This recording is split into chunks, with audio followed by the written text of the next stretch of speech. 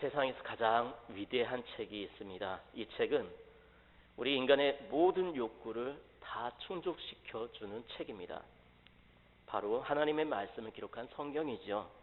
이 성경은 하나님의 감동을 입은 사람들이 약 1600여 년 동안 40여 명의 저자들을 통해서 기록되었습니다. 이 저자들은 서로 다른 시대에 태어났고 개성과 취미가 다르고 또 문화적인 수준이 다르고 사상도 다 달랐습니다. 하지만 이와 같은 다양한 사람들이 기록한 이 성경의 공통된 주제는 바로 예수 그리스도입니다. 구약은 오실 메시아에 대해서 기록을 했고 신약은 오신 예수님에 대해서 기록을 하고 있습니다. 시대를 초월한 서로 다른 저자가 이렇게 공통된 주제를 가지고 글을 쓸 수 있었던 이유는 모두가 하나님의 감동하심을 입고 이 책을 기록했기 때문이죠. 성경을 기록한 목적은 예수 그리스도께서 하나님의 아들이심을 증거하는 것이고 또 죄인으로 하여금 믿고 생명을 얻게 하기 위함입니다. 성경은 생명을 다루는 책입니다. 죄인이 영생을 얻을 수 있는 책이죠. 영생의 문제는 천하를 다루는 그 어떤 문제보다도 더 크고 급하고 중대한 문제입니다.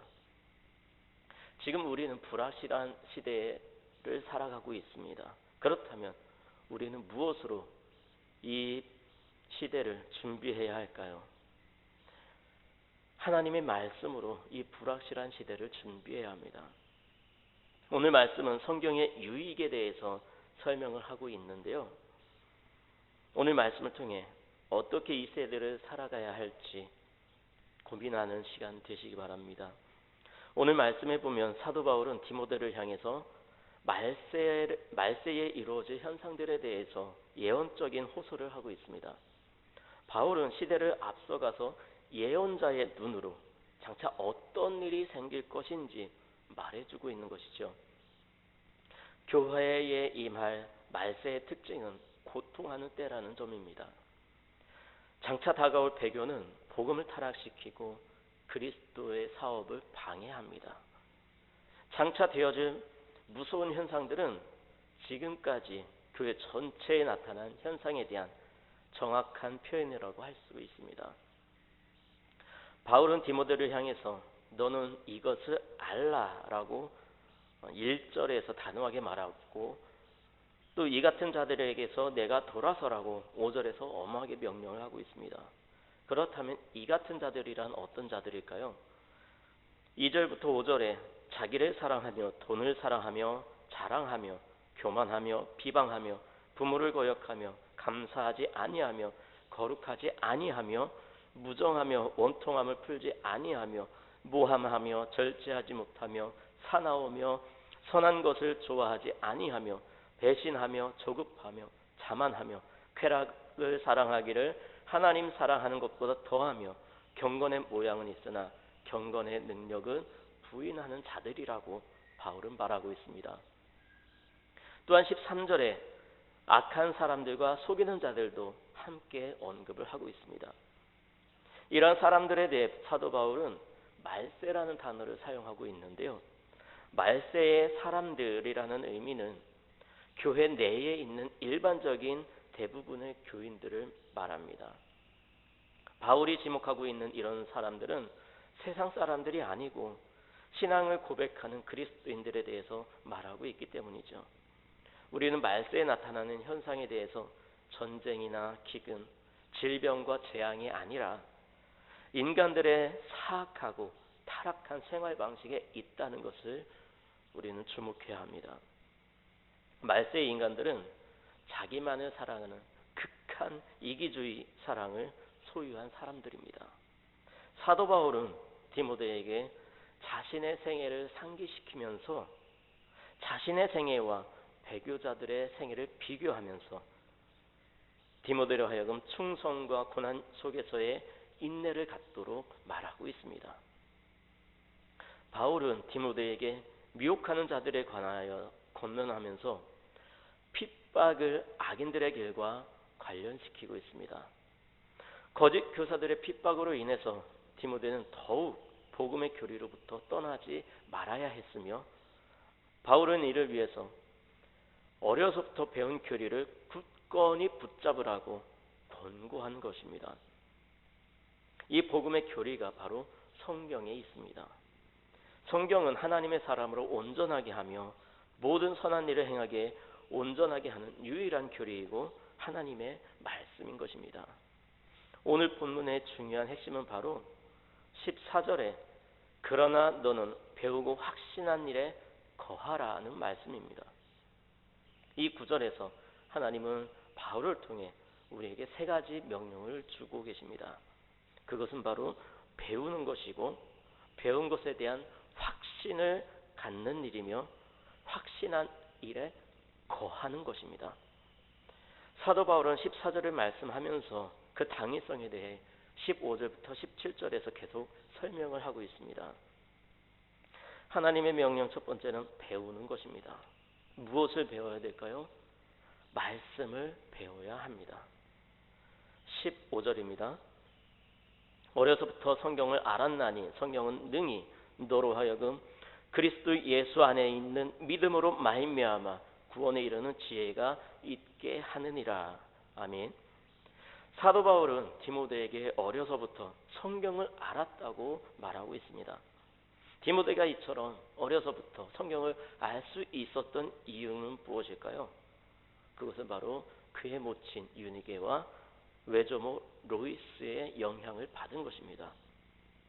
이처럼 사람은 누구의 영향력을 받느냐가 굉장히 중요합니다. 왜냐하면 누구의 영향력을 받느냐에 따라서 그 사람의 인생의 미래가 바뀌기 때문이죠. 어린 학생들에게 위인전을 읽히는 이유가 무엇입니까? 바로 그 위인들의 삶을 배우고 이를 통해 위대한 사람이 되도록 하기 위한 것 아닙니까? 예수님의 제자들도 예수님과 함께 3년 동안 동고동락하면서 예수님께서 어떤 삶을 사셨는지, 어떤 사역을 어떻게 감당하셨는지 다 보고 배웠습니다. 그리고 그렇게 보고 배운 것을 토대로 그들 역시 예수님께서 하셨던 그 사역들을 감당할 수 있었던 것이죠. 그렇다면 성경을 배워야 하는 이유가 뭘까요? 사도 바울은 성경이 그리스도 예수 안에 있는 믿음으로 말미암아 구원에 이르는 지혜가 있기 때문이라고 설명하고 있습니다. 하나님께서는 사람들이 말씀을 읽고 구원에 이르는 지혜를 얻도록 하기 위해서 성경을 주셨습니다. 따라서 구원에 이르는 지혜는 오직 성경을 통해서만 얻을 수가 있는 것이죠. 이에 대해 히브리서 4장 12절 13절에서는 이렇게 기록을 하고 있습니다. 이 말씀은 역시 개역 한글판으로 읽어야 느낌이 사는 것 같은데요. 개역 한글판으로 우리 함께 읽어보도록 하겠습니다. 시작. 하나님의 말씀은 살았고 운동력이 있어 좌우의 날선 어떤 검보다도 예리하여 혼과 영과 및 관절과 골수를 찔러 쪼개기까지 하며 또 마음의 생각과 뜻을 감찰하나니 지으신 것이 하나라도 그 앞에 나타나지 않음이 없고 오직 만물이 우리를 상관하시는 자의 눈앞에 벌거벗은 것 같이 드러나느니라. 아멘. 그렇습니다. 살아있는 생명의 말씀인 이 성경은 사람 안에 들어가 운동하며 그로 하여금 구원의 도를 깨달아 구원을 얻을 수 있도록 역사합니다. 그것은 성경 말씀이 있는 곳에 하나님의 능력이 역사하기 때문이죠. 죄인은 하나님의 말씀을 통해 자신이 죄인이라는 것을 깨닫게 되고 죄악에서 떠나 하나님께로 돌아오게 되는 것입니다. 이렇게 생명력이 있고 운동력이 있는 성경은 이 성경을 읽는 독자들에게 예수 그리스도를 믿게 만드는 힘이 있고 또 예수 그리스도를 믿음으로 구원에 이르게 합니다. 이렇게 성경이 생명력이 있다는 것을 보여준 사례는 수도 없이 많은데요. 여러분도 이미 아실 수 있을 만한 한 가지 일화를 들려드리겠습니다. 미국 남북전쟁의 영웅이자 터키 대사를 지낸 바 있는 루 월레스라는 유명한 장군이 있는데요. 그 사람은 문학에도 소질이 있었습니다. 그는 어느 날 그의 무신론자 친구인 로버트 잉거슬과 함께 기독교의 신화를 영원히 없애버릴 책을 써서 그리스도의 굴레로부터 인류를 해방시키고자 다짐을 했습니다. 월레스는 유럽과 미국의 유명한 도서관을 돌아다니면서 자료를 수집하고 깊이 연구해서 예수님에 대한 이야기가 허위라는 것을 주장하는 책을 쓰기 시작했습니다.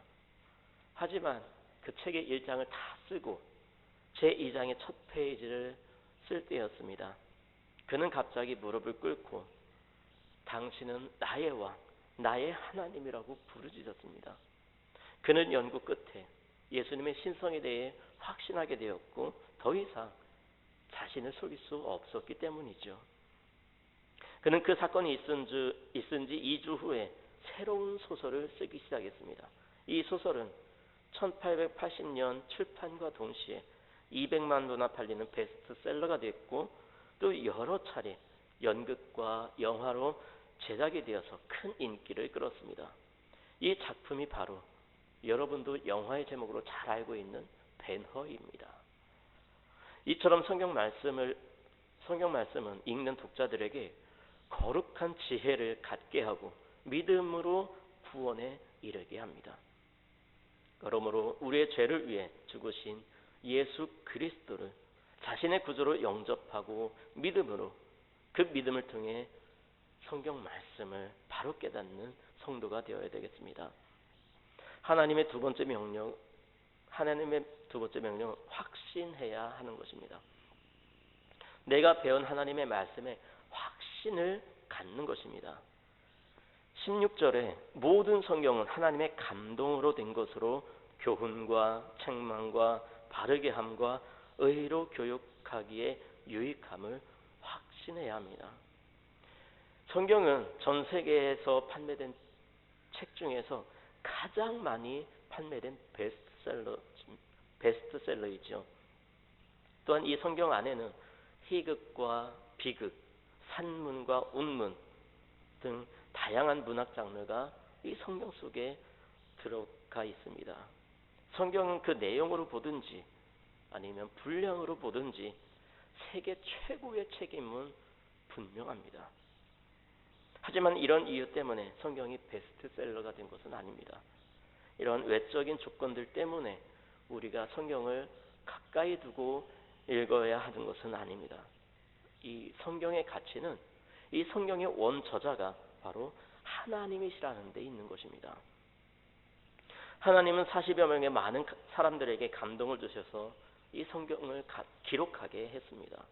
그렇기 때문에 성경은 인간이 사용하는 언어와 문자로 기록이 된 것이지만 그 내용은 하나님의 지혜로 구성되어 있기 때문에 전혀 오류가 없는 책입니다.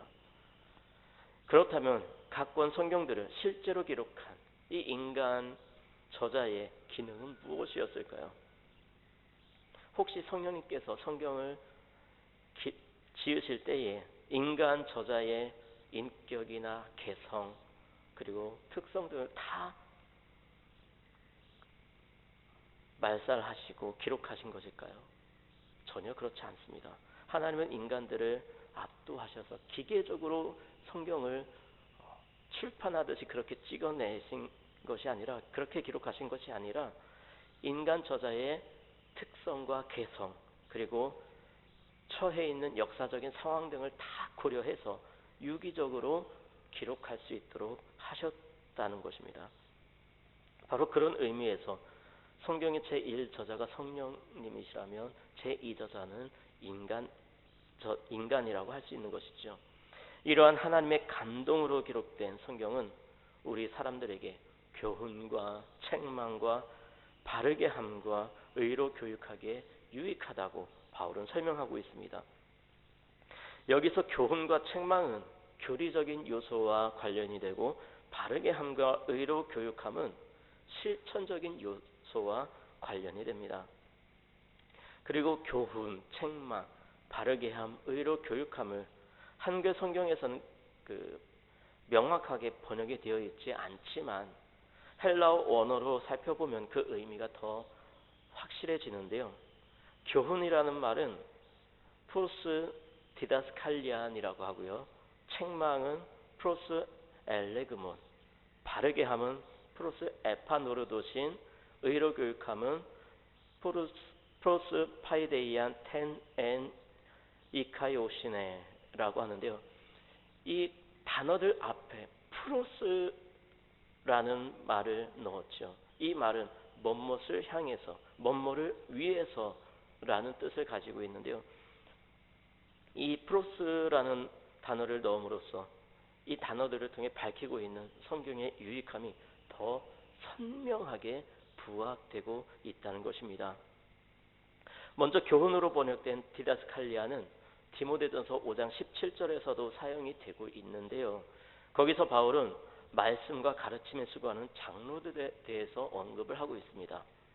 단적으로 말해 이것은 예수 그리스도 안에서 명확하게 나타난 하나님의 계시에 관한 지식을 가르치는 지적인 활동으로서 그리스도의 몸된 교회를 세우는 데 기초가 되는 것입니다. 또한 책망으로 번역된 엘레그모는 문자적으로는 유죄 판결을 하는 것을 뜻하는데 여기서는 그리스도의 몸된 교회의 건전한 덕을 교란하는 교리나 행위에 대한 심판하는 활동을 의미합니다. 그러므로 책망의 주된 대상은 에베소에 침투한 거짓 교사들과 같은 자들에게 향한다는 것을 알 수가 있습니다.